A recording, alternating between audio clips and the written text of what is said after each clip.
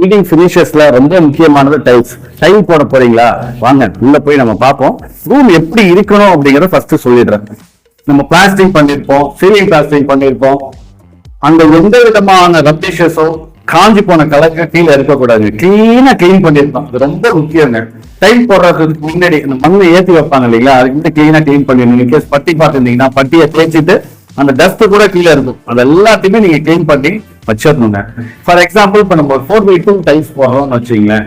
4x2 tiles சரிங்களா, இது வந்து நம்ம 2x2 போட்டுருந்தோம். அது வந்து நமக்கு நிறைய வெரைட்டிஸ் கிடைச்சது. சரி, GE2 சொல்லுவோம், கிளாஸ் டு வெட்டிஃபை டைல்ஸ். இதுல ஒரே ரகசியத்தை சொல்றேன் பாத்துங்க. இந்த இடத்துல ஒரு ஏரோ மார்க் இருக்குங்க.